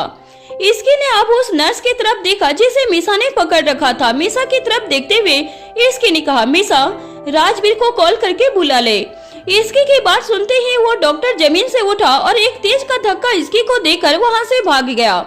इसकी का ध्यान मीसा की तरफ था, जिस वजह से वो भाग निकला था। उसे भागता हुआ देखकर इसकी भी उसके पीछे पीछे भागने लगी थी। जैसे ही इसके वार्ड से बाहर निकली, उसने देखा कि राजवीर के एक बॉडीगार्ड ने उसे पकड़ रखा था और राजवीर भी वहाँ पर खड़ा उसे गुस्से से देख रहा था। राजवीर ये जीजू को नुकसान पहुँचाने आया था और अंदर एक नर्स भी है जो इसके साथ मिली हुई है। इसके की बात सुनकर राजवीर ने उसकी तरफ देखा। इसकी की तरफ देखकर राजवीर का ध्यान उसकी बातों से ज्यादा उसकी कलाई पर था, जहां से बहुत खून बह रहा था। इसकी के हाथों से बहते हुए खून को देखकर राजवीर जल्दी से इसकी के पास गया और जल्दी से इसकी के हाथ को पकड़ लिया। अब तक इसकी का ध्यान उसके चोट पर नहीं गया था, लेकिन अब जब राजवीर का ध्यान उसकी चोट पर गया, तब जाकर इसकी का इस बात का एहसास हुआ कि उसके हाथों में बहुत गहरा चोट लगा हुआ था। राजवीर, ये कट भी मुझे इस आदमी की वजह से ही लगा है, इसने ही मुझ पर अटैक किया है, जल्दी से इसकी ने सफाई देते हुए कहा। इसकी की बात सुनकर राजवीर ने गुस्से से उस आदमी की तरफ देखा और कहा, इसे लेकर जाओ यहाँ से, इसे बाद में मैं देखता हूँ, और उस नर्स को भी। यस सर, राजवीर के बॉडीगार्ड ने कहा और उसे लेकर वहाँ से निकल गया था। राजवीर ने एक बार फिर से इसकी की तरफ देखा और उसे देखकर अंदर चला गया था। डॉक्टर को भेजो जल्दी। राजवीर के बोलने पर उस जगह पर हॉस्पिटल की पूरी टीम आ गई थी। वैसे भी उसके हॉस्पिटल में इतना बड़ा हादसा हो गया, उनके लापरवाही की वजह से आज शायद समर की भी जान जा सकती थी। राजवीर गुस्से में बैठा हुआ था और इसकी शांति से सोफे पर बैठी अपने चोट पर पट्टी करवा रही थी। इसकी को पेन हो रहा था, लेकिन इसकी की हिम्मत नहीं हो रही थी कि वो कोई भी आवाज कर सके। शांति से इसकी अपनी पट्टी करवा रही थी। जब भी उसे दर्द हो रहा था तो वो सिर्फ अपनी आंखें बंद कर लेती थी। इसकी की हरकत देखकर राजवीर ने थोड़ी तेज आवाज में कहा, आराम से करो। राजवीर की आवाज सुनकर वो डॉक्टर हल्का सा डर गया और उसने हाँ में अपना सर हिलाकर और आराम आराम से पट्टी करने लगा। राजवीर ने पूरे हॉस्पिटल स्टाफ की तरफ देखा और कहा, ये किस तरह की सिक्योरिटी है, कोई भी इस हॉस्पिटल में आ जाता है। I am so sorry sir, हमें नहीं पता कि वह कैसे आ गया, लेकिन हम जल्दी इस बारे में पता करते हैं। कोई जरूरत नहीं है, जो पता करना है वो मैं कर लूंगा, राजवीर ने गुस्से में कहा और वहाँ से सभी को बाहर भेज दिया। इधर इसकी के हाथों में भी पट्टी हो गई थी। पट्टी होने के बाद राजवीर ने इसकी के हाथ को अपने हाथ में लिया और उसे ध्यान से देखने लगा था। राजवीर ध्यान से इसकी के हाथ को देख रहा था, वहीं इसकी चुपचाप बैठी हुई राजवीर को देख रही थी। उसमें कुछ बोलने की हिम्मत नहीं थी। कुछ देर तक वार्ड में शांति थी कि तभी रॉकी अंदर आ गया। रॉकी के अंदर आने के बाद राजवीर ने कहा, सर वो डॉक्टर भाग गया, ढूंढो उसे, मुझे वो हर हाल में चाहिए। राजवीर ने कहा। राजवीर की आवाज इस समय तो शांत थी, लेकिन सभी को समझ आ रहा था कि राजवीर को अंदर से कितना गुस्सा आ रहा था। इन सब में मीसा चुपचाप साइड में खड़ी होकर रूही को देख रही थी। राजवीर ने सभी की तरफ देखा और कहा, समर यहाँ सेफ नहीं है, अगर कोई परेशानी की बात नहीं है तो हम उसे घर लेकर जा सकते हैं। हाँ भाई, यही ठीक होगा, रूही ने कहा। इन सब से रूही भी बुरी तरह से डर गई थी और कैसे भी करके समर के साथ उसे यहाँ से निकलना था। समर ने एक नजर रूही की तरफ देखा और फिर राजवीर की तरफ। राजवीर को देखकर समर ने आराम से कहा, मुझे भी यही ठीक लगता है। ठीक है, फिर चलते हैं यहाँ से, राजवीर ने कहा और अपनी जगह से खड़ा हो गया था। राजवीर के साथ साथ इसकी भी खड़ी हो गई और समर राजवीर के साथ साथ चलने लगा था। इसकी जानती थी कि अगर इस समय उसने राजवीर की बात नहीं मानी तो उसका अंजाम अच्छा नहीं होने वाला, जिस वजह से इसकी एक आज्ञाकारी बच्चे की तरह चल रही थी। इसकी को देखकर मीसा ने रूही के कान में कहा, इसकी की हालत देखो एक बार, भाई गुस्से में जो है। वैसे इस बार तो इसकी की कोई गलती नहीं थी, उसने तो समर की जान बचाई है, वरना पता नहीं क्या हो जाता, रूही ने उदास मन से कहा था। उसकी बात सुनकर मीसा ने रूही को समझाते हुए कहा, अब सब ठीक है दी, आप चिंता मत करो। आई एम श्योर भाई इस बात का पता जल्दी लगा लेंगे कि ये सब किसने किया है। तो सही कह रही है मीसा, इस बार मैं अब ज्यादा नहीं सोचना चाहती। मेरे लिए तो सबसे अच्छी बात यही है कि समर ठीक है। हाँ, और अब चलो जीजू को घर लेकर चलते हैं। मीसा की बात सुनकर रूही ने हाँ में अपना सर हिला दिया था। वहीं कुछ देर के बाद राजवीर इसकी के साथ कार में बैठा हुआ था। इसकी कार से बाहर देख रही थी और बीच बीच में वो राजवीर को भी देख रही थी। राजवीर की तरफ देखते हुए इसकी ने कुछ बोलने के लिए अपना मुंह खोला, लेकिन वो कुछ बोल पाती उससे पहले ही राजवीर ने कहा, अभी मुझे बात नहीं करनी है इसकी। ठीक है, इतना बोलकर इसकी चुप हो गई थी और दोबारा बाहर देखने के लगी। राजवीर ने जब देखा कि इसकी कुछ नहीं बोल रही, तब उसने पलटकर उसकी तरफ देखा और कहा, तुम्हें क्या जरूरत थी खुद से फाइट करने की? तुम मुझे भी बता सकती थी।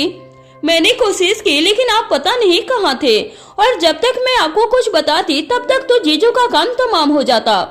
इसकी ने कहा। इसकी की बात सुनकर राजवीर ने घूरते हुए उसे देखा और कहा, तुम्हें तो बहुत मजा आया होगा लड़ते हुए और अपना हाथ कटवाकर। हाथ कटने की वजह से मुझे बहुत दर्द हुआ था, न कि मजा आया था। इसकी ने मुंह बनाकर कहा। इसकी की बात पर राजवीर ने कहा, हाँ तो वही मैं भी बोल रहा हूँ, तुम्हें जो करना है वो करो, लेकिन तुम खुद को क्यों तकलीफ पहुँचा रही हो? मैंने जानबूझकर नहीं किया है, वो आदमी ही ऐसा निकला। आप प्लीज, आप उसे पकड़ोगे तो मुझे भी बताना, मैं छोड़ूंगी नहीं उसे। इसकी ने गुस्से से कहा। इसकी की बात सुनकर राजवीर के गुस्से वाले चेहरे पर भी हंसी आ गई थी और वो हंसते हुए बोला, तुम्हें कुछ करने की कोई जरूरत नहीं है, मैं हूँ ना, मैं खुद उसे बताऊंगा कि उसने क्या किया है। ये ठीक नहीं है, मेरी लड़ाई पहले हुई उससे, तो मैं उसे सबक सिखाना चाहती हूँ, इसकी ने कहा। इसकी की बात सुनकर राजवीर ने प्यार से उसके गाल को खींचते हुए कहा, तो कभी कभी मुझे सबसे ज्यादा क्यूट लगती हो। कभी कभी मतलब क्या होता है? मैं क्यूट हूँ और हमेशा मैं क्यूट ही लगती हूँ। हाँ ठीक है, अब तुम अपना ज्यादा हाथ चलाना बंद करो वरना दर्द होगा, राजवीर ने इसकी से कहा। दोनों बात कर ही रहे थे कि इतने में ही दोनों की कार घर पहुंच गई। उनके कार के पीछे रूही, समर और मीसा भी आ रहे थे। रूही को आराम से समर को कार से बाहर निकाला और फिर सभी साथ में घर के अंदर चले गए थे। जब हॉल में अर्णव जी और कोमल जी बैठे हुए थे, उन्होंने जैसे ही समर की हालत देखी तो वो जल्दी से अपनी जगह से खड़े होकर समर के पास आ गए थे और चिंता करते हुए बोले, समर बेटा ये क्या हुआ? कुछ नहीं, बस छोटा सा एक्सीडेंट हो गया है। व्हाट? एक्सीडेंट हो गया है और हमें किसी ने बताया भी नहीं? आखिर इस घर में हो क्या रहा है? अर्णव जी ने थोड़े गुस्से में पूछा। उन्हें गुस्सा आ रहा था क्योंकि कोई भी उन्हें सारा सच समय पर नहीं बताता था। सब हो जाने के बाद ही उन्हें पता चल रहा था। पहले भी जब कीर्ति हॉस्पिटल में थी तब भी किसी ने उन्हें इस बारे में नहीं बताया था। यही सब सोच सोच कर अर्णव जी का गुस्सा बढ़ते जा रहा था। अर्णव जी को गुस्से में देखकर मीसा आगे आई और उसने कहा, इस बारे में हमें खुद ही बाद में पता चला और उस समय मुझे कुछ समझ नहीं आया, इसलिए हम सीधे अस्पताल चले गए। तुम्हें कुछ नहीं पता होगा कि मुझे पूरा यकीन है राजवीर को सब पता होगा। इतना बोलकर अर्णव जी ने राजवीर की तरफ देखा और उससे पूछा, तुम्हें पहले से पता था? हम बाद में बात करेंगे, अभी समर को आराम की जरूरत है। इतना बोलकर राजवीर ने रूही की तरफ देखा और उससे कहा, समर को उसके कमरे तक लेकर जाओ और ध्यान रखो इसका। जी भाई, रूही ने इतना कहा और समर को लेकर वहाँ से निकल गई। रूही के जाने के बाद इसकी ने मीसा की तरफ देखा और फिर राजवीर की तरफ। इस समय दोनों में से किसी ने कुछ नहीं कहा, बस वहाँ क्या चल रहा था उसे समझने की कोशिश कर रही थी। अर्णव जी की बातों का राजवीर ने कोई जवाब नहीं दिया था और इसकी का हाथ पकड़कर वहाँ से अपने रूम में चला गया था। राजवीर के जाने के बाद अर्णव जी ने मीसा की तरफ पलटकर देखा और उससे पूछा, तुम बताओ मीसा क्या हुआ था? अर्णव जी ने अपना सवाल थोड़े गुस्से में किया था, जिसे सुनकर मीसा ने अस्पताल में हुए एक इंसिडेंट के बारे में बता दिया। मीसा की सारी बातें सुनने के बाद अर्णव जी ने थोड़े गुस्से में कहा, मैं जानता था कि कुछ न कुछ चल रहा है। कोई तो है जिसने हमारे घर के लोगों को टारगेट करना शुरू कर दिया है। डैड आप चिंता मत करो, वो इंसान जल्दी ही पकड़ में आ जाएगा। मीसा की बात सुनकर अर्णव जी ने हाँ में अपना सर हिला दिया। इतना भरोसा तो उन्हें राजवीर पर था कि वो किसी को कुछ नहीं होने देगा। वहीं राजवीर के कमरे में राजवीर इसकी को लेकर रूम में आ गया था और उसे बेड पर बैठकर बोला, अब तुम आराम से रेस्ट करो, तुम्हें ज्यादा हिलने डुलने की कोई जरूरत नहीं है। राजवीर मुझे थोड़ी, उसने अभी इतना बोला ही था कि राजवीर ने उसे गुस्से से घूर कर देखा। उसकी बात सुनकर इसकी शांत हो गई थी। अब कुछ बोलने में उसकी हिम्मत नहीं थी।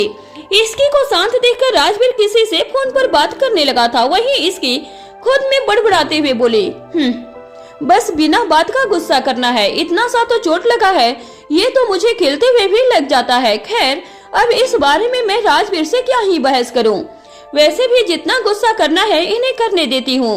वैसे भी 2 दिन के बाद तो सारा गुस्सा मैं करूंगी। इसकी खुद में बोले जा रही थी। उसे इस बात का भी होश नहीं रहा कि राजवीर उसके पास आ चुका था। इसकी को बोलते हुए देखकर राजवीर ने उससे पूछा, ये तुम खुद में क्यों बातें कर रही हो? कुछ भी तो नहीं। कुछ तो कर रही हो। मुझे ऐसा क्यों लग रहा है जैसे तुम मेरी ही बुराई कर रही थी। आपको ज्यादा सोचने की बीमारी हो गई है। मैं क्यों आपकी बुराई करूंगी? अच्छा ये छोड़िए, आपको याद है 2 दिन के बाद क्या है? नहीं। राजवीर का जवाब सुनकर इसकी का मुंह बन गया था। उसने अपने मन में कहा, मेरा शक सही निकला। इनको फालतू कामों से फुर्सत मिले तब न कुछ याद होगा। खैर, अगर इन्हें कुछ याद नहीं तो ना सही, आई डोंट केयर। 2 दिन के बाद इन्हें बताऊंगी कि ये क्या भूल रहे हैं। अब मन में मेरी बुराई करने लगी हो?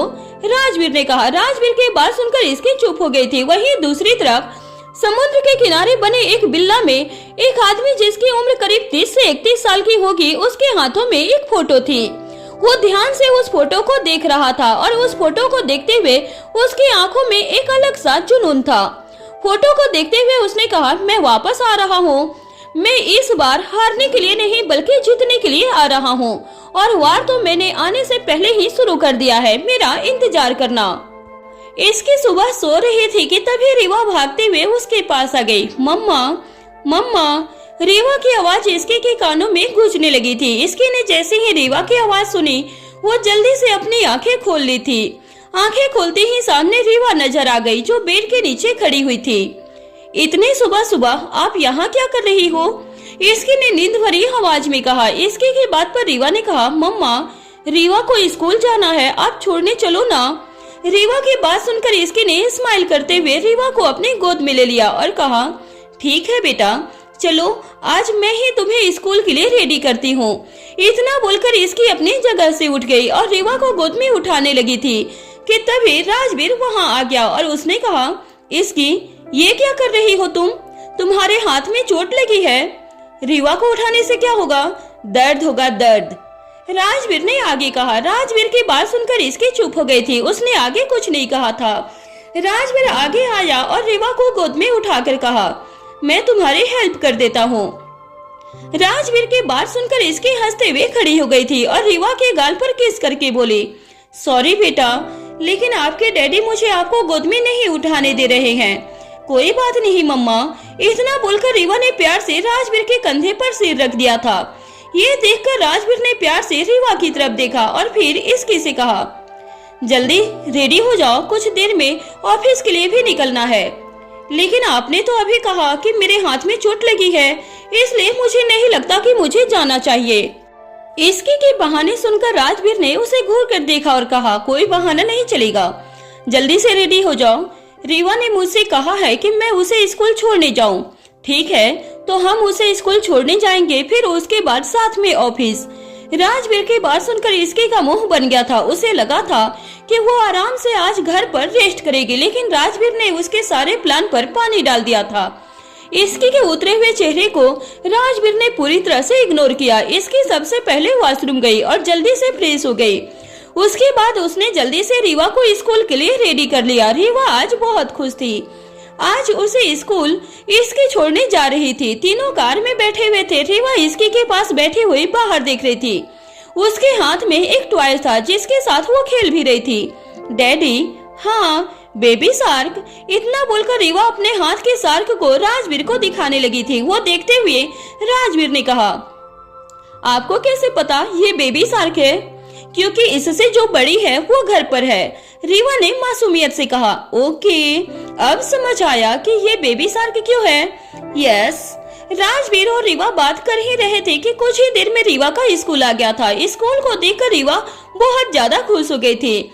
उसे खुश देखकर इसकी ने राजवीर से कहा, कमाल की बात है, हमारी बेटी स्कूल देखकर खुश हो रही है, जबकि बच्चे अक्सर स्कूल को देखकर रोते हैं। हाँ, ऐसा इसलिए क्योंकि वो मेरी बेटी है। मुझे कभी भी स्कूल से प्रॉब्लम नहीं रही है। खैर, इस बात को तुम कैसे समझोगी? तुम्हारी तो स्कूल, कॉलेज और पढ़ाई के नाम से ही हालत खराब हो जाती थी। आप शायद भूल रहे हो कि लास्ट सेमेस्टर में मैंने टॉप किया था, इसकी ने थोड़े तेज आवाज में कहा। उसकी बात सुनकर राजवीर ने कहा, हाँ ये तो तुमने सही कहा, पता नहीं उस समय तुम्हें क्या हो गया था। उस समय मैंने जो सोचा था कि आखिरी एग्जाम बचा है, क्योंकि अच्छे से मेहनत कर लिया जाए, इसकी ने हंसते हुए कहा। उसकी बात सुनकर राजवीर को भी हंसी आ गई थी। दोनों ने जल्दी से रीवा को स्कूल में छोड़ दिया और उसके बाद ऑफिस के लिए निकल गए थे। रास्ते में जाते हुए इसकी ने राजवीर की तरफ देखकर कहा, राजवीर रीवा की सेफ्टी अच्छी है ना? हाँ, क्यों पूछा? इन दिनों इतना सब हो रहा है कि मुझे बस डर लग रहा है, कहीं रीवा पर भी कोई खतरा ना आ जाए। बिल्कुल नहीं, मैं रीवा को कैसे कुछ होने दे सकता हूँ? तुम और रीवा को जान हो मेरी। राजवीर ने इतना बोलकर इसकी को साइड से हग कर लिया था और कहा, डोंट वरी, उस स्कूल के बाहर और इवन स्कूल में भी हमारी सिक्योरिटी है। और तुम्हें एक सीक्रेट बताऊं? हाँ, वो हमारा ही स्कूल है। क्या? हाँ, मैं ऐसे कैसे रीवा को लेकर रिस्क ले सकता था, इसलिए मैं उस स्कूल को ही खरीद लिया, जिससे रीवा अच्छे से स्कूल में पढ़ सके और सेफ भी रहे। राजवीर की बात सुनकर इसके हैरान थे। उसने हैरानी से कहा, आप सच में कुछ भी कर सकते हो? दोनों बात कर ही रहे थे कि इतने में उनकी कार रुक गई थी। कार रुकते ही राजवीर ने बाहर देखा, वो अभी तक अपने ऑफिस नहीं पहुंचे थे। ये देखकर राजवीर ने ड्राइवर से पूछा, क्या हुआ, कार क्यों रोक दी? सर, सामने एक कार आकर रुक गई है, जिस वजह से कार रोकनी पड़ी। देखो कौन है। राजवीर आज अपने बॉडीगार्ड को लेकर नहीं आया था, जिस वजह से ड्राइवर को ही कार से नीचे उतरकर बाहर जाना पड़ा। वो जैसे ही कार के पास गया, उस कार में से आदमी बाहर निकला। उसने ग्रे कलर का कोट पैंट पहना था और उसके बाल हवा में लहर रहे थे। उसने अपने धीरे कदम लिए और राजवीर की कार की तरफ बढ़ने लगा। उस आदमी को देखकर ड्राइवर ने कहा, आप कौन हैं और इस तरह से कार क्यों रोक दी? उस ड्राइवर के बात को आदमी ने पूरी तरह से इग्नोर किया और सीधा राजवीर के कार के पास चला गया था। उस आदमी को अपनी तरफ आते हुए देखकर राजवीर ने कहा, मैं देखता हूँ। क्यों? आप नीचे क्यों जाएंगे? इतनी बड़ी कंपनी का बॉस इस तरह से किसी से भी नहीं मिलेगा। इसकी की बात पर राजवीर ने हंसते हुए कहा, इतनी बड़ी कंपनी के बॉस को उस आदमी से मिलने में कोई दिक्कत नहीं है। मुझे देखना है कि वो कौन है और क्या चाहता है। ऐसा लग रहा है मैंने देखा है उसे, या जानता हूँ मैं। इतना बोलकर राजवीर कार से बाहर आ गया। राजवीर के बाहर आते ही वो आदमी भी राजवीर के सामने आकर खड़ा हो गया था और उसने कहा, हेलो मिस्टर राजवीर सिंघानिया, आपसे मिलने की बहुत इच्छा थी, आज पूरी हो गई। तुम इस तरह रोड पर लोगों से मिलकर अपनी इच्छा पूरी करते हो? राजवीर के बात सुनकर उस आदमी ने स्माइल करते हुए कहा, मैंने सीधे तौर पर आपसे मिलने की कोशिश की थी, लेकिन आप तक पहुंचा सीधे सीधे आसान नहीं था। आपके सेक्रेटरियल डिपार्टमेंट हमेशा मेरी अपॉइंटमेंट को रिजेक्ट कर रहे थे, तब शायद तुम इतने इम्पोर्टेंट नहीं होंगे। लगता तो नहीं। आफ्टर ऑल मैंने राजवीर सिंघानिया का रास्ता रोक दिया है, उस आदमी ने प्राउड के साथ कहा।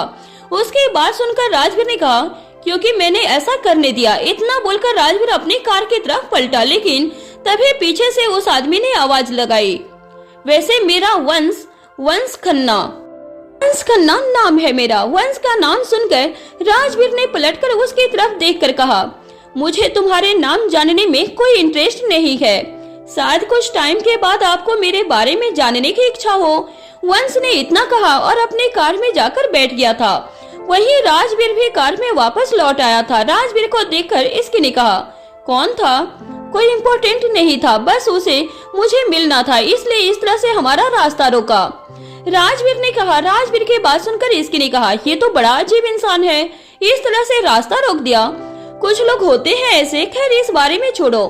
कुछ देर के बाद राजवीर अपने केबिन में बैठा हुआ था और काम कर रहा था कि तभी उसके केबिन का गेट खुला और इसकी अंदर आ गई थी। इसकी को देखकर राजवीर ने कहा, इसकी तुम यहाँ क्या कर रही हो? तुम्हें तो मैंने काम दिया था। आपको पता है ना कि मेरे हाथ में चोट लगी है, उसके बाद भी आज मुझे काम दे रहे हो। मुझे टाइपिंग नहीं हो रहा है, मैं जानता हूँ, इसलिए सिर्फ डॉक्यूमेंट रीड करने के लिए कहा था। राजवीर की बात सुनकर इसकी राजवीर के सामने आकर खड़ी हो गई थी और फिर उसने बोला, उससे भी मेरे हाथ में दर्द हो रहा है, मैं फील कर सकती हूँ। इसकी बहाने मत बनाओ, राजवीर ने कहा। राजवीर की बात सुनकर इसकी ने अपनी आंखें छोटी करके उसे देखा और कहा, आपको हमेशा ऐसा लगता है? पहले मैंने कहा था कि मैं ऑफिस नहीं जाऊंगी, तब जबरदस्ती लेकर आ गए और अब मुझसे काम करवा रहे हो। इसकी की बात सुनकर राजवीर ने ध्यान से उसकी तरफ देखा। इसकी के चेहरे को देखकर साफ पता चल रहा था कि वो कोई काम नहीं करने वाली थी। राजवीर ने एक गहरी सांस ली और इसकी के सामने हार मानते हुए कहा, अच्छा ठीक है, नहीं करना तो मत करो, मुझे वो सारे डॉक्यूमेंट्स वापस कर दो, मैं खुद ही देख लूंगा। लेकिन आपके पास तो ऑलरेडी काम है। हाँ, तो अब क्या कर सकता हूँ, कोई दूसरा ऑप्शन भी तो नहीं है। सभी के पास अपने काम है और वो लोग आराम से कर भी रहे हैं बिना किसी कंप्लेन के। अब ऐसे अचानक से मैं उनका काम तो नहीं बढ़ा सकता हूँ, जस्ट बिकॉज तुम काम करना नहीं चाहती इस वजह से। राजवीर की बात सुनकर इसकी का मुंह बन गया था। उसने बेमन से कहा, मैं समझ रही हूँ आपकी बातों को, आप बातों ही बातों में मुझे ताने दे रहे हो, लेकिन कोई बात नहीं, जा रही हूँ मैं काम करने। अब आप कभी बोलना कि इसकी राजवीर की एक्टिंग करते हुए बोली, इसकी ये मत करो, वो मत करो, तुम्हारे हाथ में दर्द हो रहा है तब बताऊंगी, इसकी ने कहा और वो वहाँ से चली गई थी। इसकी को वहाँ से जाते हुए देखकर राजवीर ने खुद से कहा, लो अब इसमें भी मेरी ही गलती है, इस लड़की का कुछ नहीं हो सकता है। इतना बोलकर राजवीर अपनी जगह से उठा और इसकी के पीछे जाने से पहले, लेकिन तभी राजवीर के टेबल पर रखा फोन रिंग होने लगा। राजवीर ने उसे पिक किया तो फोन के दूसरी तरफ से एक लड़की की आवाज आई। Good morning sir. Sir, mister Vansh Khanna आपसे मिलना चाहते हैं, उसके लिए वो बहुत दिन से अपॉइंटमेंट लेने की कोशिश कर रहे हैं, क्या हम अपॉइंटमेंट दे दें? उस लड़की की बात सुनकर राजवीर ने एक शब्द में उसका जवाब दिया था, नहीं। इतना बोलकर राजवीर ने फोन रख दिया था। आज से पहले राजवीर के पास उसकी किसी सिक्योरिटी का अपॉइंटमेंट से रिलेटेड कॉल नहीं आता था, क्योंकि वो सारा मैटर समर खुद देख लेता था। लेकिन आज समर नहीं आया था, जिस वजह से सभी राजवीर को डायरेक्टली कॉल कर रहे थे, जिस वजह से राजवीर थोड़ा इरिटेट हो गया था और उसने रॉकी को कॉल करके अपने ऑफिस में बुला लिया था। कुछ देर के बाद रॉकी ऑफिस आया और राजवीर के केबिन के अंदर चला गया। रॉकी को देखकर राजवीर ने कहा, जब तक समर ठीक नहीं हो जाता तुम उसकी जगह काम करने वाले हो ऑफिस में। व्हाट? सर, आप ये क्या बोल रहे हो? मैंने आज तक ऑफिस वर्क नहीं किया है, ये सब मैं कैसे मैनेज करूंगा? मुझे तो सिर्फ फील्ड वर्क ही आता है, ये सब मेरे बस की बात नहीं है। नहीं है तो बनाओ इसे। बस की बात? I don't have other option. Summer की जगह मैं किसी और को उसका काम हैंडल नहीं करने दे सकता, जब तक खुद श्योर ना हो जाऊं कि वो पर्सन सही है कि नहीं, और इस समय मेरे पास इन सब के लिए टाइम नहीं है। कुछ दिन की ही बात है, समर ठीक हो जाएगा तब तुम्हें ये सब नहीं करना होगा। राजवीर ने कहा। राजवीर की बात सुनकर साफ समझ आ रहा था कि उसने अपना मन बना लिया था और अब रॉकी जो कुछ भी बोलता उसका कोई फायदा नहीं होने वाला था। सर, मुझे कुछ नहीं आता है, मैं काम कैसे करूंगा? डोंट वरी, समर के पास भी एक असिस्टेंट है, उससे हेल्प लेते रहना, राजवीर ने कहा और वापस अपने लैपटॉप में लग गया था। राजवीर को देखकर समझ आ रहा था कि वो अब किसी तरह की कोई बात करने के मूड में नहीं था, जिस वजह से ना चाहते हुए भी रॉकी उसके केबिन से बाहर निकला और उसने अपना फोन निकालकर किसी को कॉल कर दिया। वहीं दूसरी तरफ समर बेड पर रेस्ट कर रहा था और उसके बगल में रूहान बैठा था और अपने कुछ टॉयज के साथ खेल रहा था। साथ ही वो बीच बीच में समर से बात भी कर रहा था। समर प्यार से रूहान को खेलते हुए देख रहा था कि तभी उसका फोन रिंग हुआ। समर ने देखा उसे रॉकी कॉल कर रहा था। रॉकी का कॉल देखकर समर ने कॉल पिक किया और कहा, तुम मुझे घर से ही क्यों कॉल कर रहे हो? मैं घर पर नहीं हूँ बल्कि ऑफिस में हूँ। बॉस ने कुछ दिन तुम्हारी जगह पर काम करने के लिए मुझे कहा है। मैं ये कैसे करूँगा? क्या? हाँ, मेरी कुछ समझ में नहीं आ रहा है कि क्या करूँ और क्या नहीं। सर कुछ सुनने के मूड में भी नहीं लग रहे थे। रॉकी की बात पर समर ने हंसते हुए कहा, अब सर ने ऑर्डर दे दिया है तो इस पर मैं क्या कहूँ? जो सर ने कहा है वो तो करना ही पड़ेगा। यार, बट मेरे से काम कैसे होगा? इट्स ओके, मैं हेल्प कर दूंगा। तुम्हें किसी में भी प्रॉब्लम हो मुझे कॉल कर लेना। ठीक है। इतना बोलकर रॉकी ने फोन रख दिया था। रॉकी के फोन रखने के बाद समर ने रूहान की तरफ देखा और कहा, आप कब तक एक ही गेम खेलने वाले हो? बोर नहीं हो रहे हो? समर की बात सुनकर रूहान ने ना में अपना सर हिलाते हुए कहा, नो, मुझे अच्छा। रूहान बोलने की कोशिश कर रहा था लेकिन वो बोल नहीं पा रहा था, जिस पर हंसते हुए समर ने कहा, अच्छा बोलते हैं, बोलो मेरे साथ। अच्छा अच्छा अच्छा अच्छा, रूहान ने फाइनली कहा। रूहान की बात सुनकर समर ने कहा, बिल्कुल सही। समर रोहान के साथ टाइम स्पेंड कर ही रहा था कि तभी उसे रूम से बाहर से एक जोर की आवाज आ गई। बाहर से आती हुई आवाज सुनकर समर हैरान हो गया था और जल्दी से अपनी जगह से उठकर बाहर जाने लगा था, लेकिन उससे पहले ही रूही कमरे के अंदर आ गई थी। रूही को देखकर समर ने चिंता करते हुए कहा, क्या हुआ रूही, तुम चिल्लाई क्यों? वो मैंने छिपकली देख ली थी इसीलिए, रूही ने कहा। रूही की बात सुनकर समर ने एक चैन की सांस लेते हुए कहा, तुमने तो मुझे डरा दिया था, पता नहीं क्या हो गया है तुम्हें। समर, तुम रेस्ट करो, बेड से उठे क्यों हो? मैं रेस्ट कर ही रहा था, अचानक से तुम्हारी आवाज चिल्लाने की आ गई। समर ने इतना कहा और वापस से बेड पर बैठ गया था। रूही का दिल अभी भी जोरों से धड़क रहा था। उसने गहरी सांस लेते हुए खुद को कंट्रोल किया और कहा, अभी भी डर लग रहा है? इट्स ओके, सिर्फ छिपकली ही तो थी। समर ने इतना कहा ही था कि तभी समर का फोन एक बार फिर से रिंग हुआ। समर ने देखा कि उसे दोबारा से रॉकी कॉल कर रहा था। उसने जल्दी से फोन उठाया और कहा, क्या हुआ? तुमने कहा था कि ज्यादा मुश्किल काम नहीं है, तुम्हारी असिस्टेंट सब देख लेगी, लेकिन वो तो खुद मेरे से पूछ रही है कि मैं क्या करूं। एक तो कुछ समझ में नहीं आ रहा है। रॉकी की आवाज से ही पता चल रहा था कि इस समय वो कितना ज्यादा परेशान हो गया था। उसे इतना परेशान देखकर समर ने कहा, रिलैक्स, वो तुमसे पूछकर ही करेगी, वैसे मैं उसे कॉल करके काम समझा देता हूँ। हाँ प्लीज उसे ये भी बता देना कि मुझे कुछ नहीं आता है, जो करना है उसे ही करना है, इसलिए मुझसे पूछकर अपना और मेरा दोनों का टाइम वेस्ट न करे।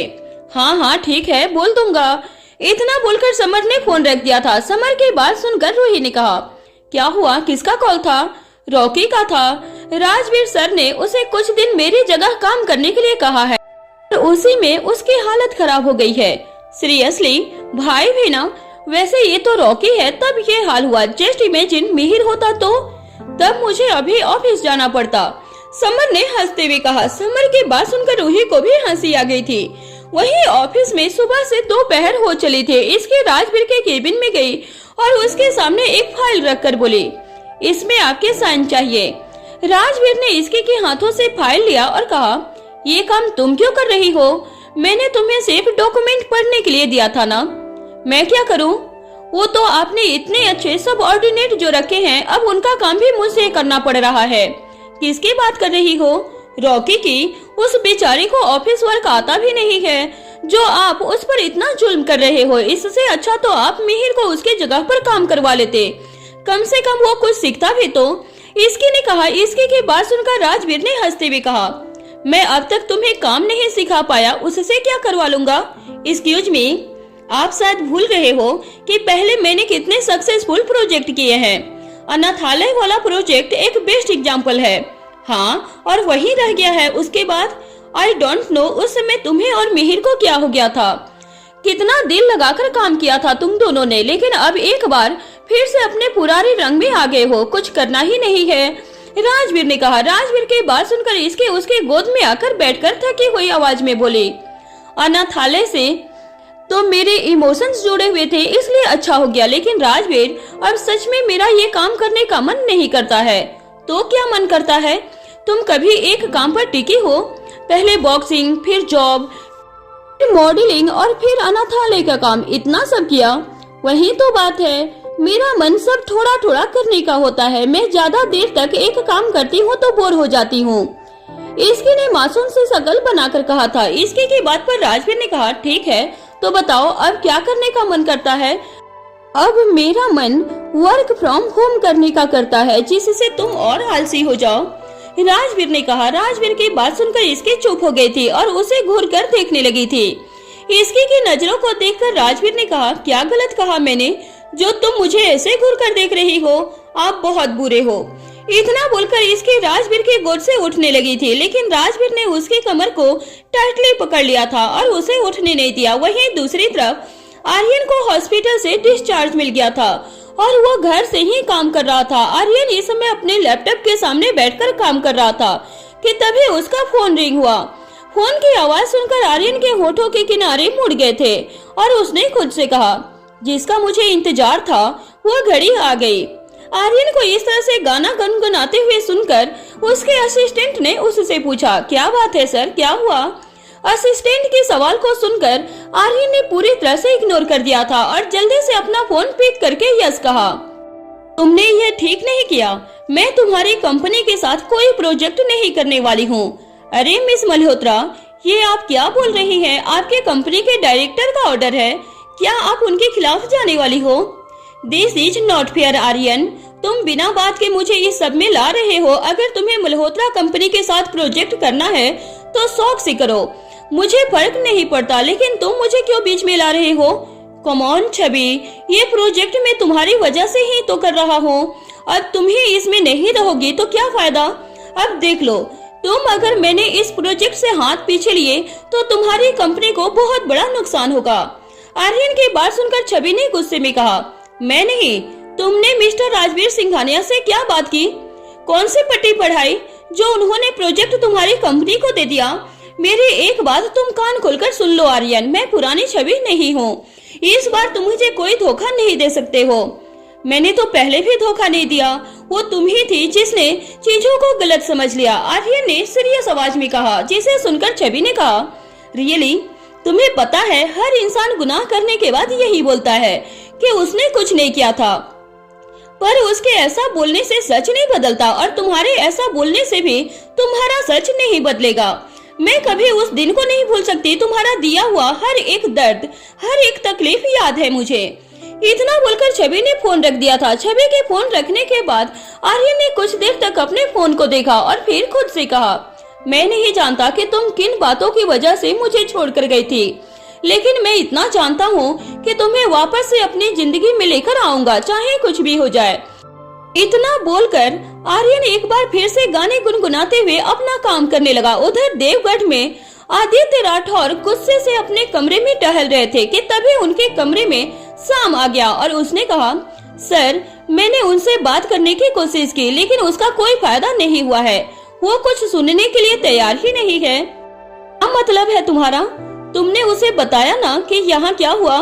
जी सर, पर उनका जवाब वही था जो वो हमेशा देते आए हैं। उनकी बात सुनकर आदित्य ने कहा, पागल हो गया है ये लड़का, समझ नहीं है सिचुएशन की, कब क्या करना चाहिए। इस प्रॉपर्टी के लिए हमने क्या कुछ नहीं किया, लेकिन अब ऐसा लग रहा है जैसे सब कुछ हाथ से चला जाएगा। सॉरी टू से डैड सर, बट ये प्रॉपर्टी तो पहले भी कभी आप सबकी नहीं थी। ये शब्द मेरे नहीं बल्कि मेरे छोटे सर के हैं।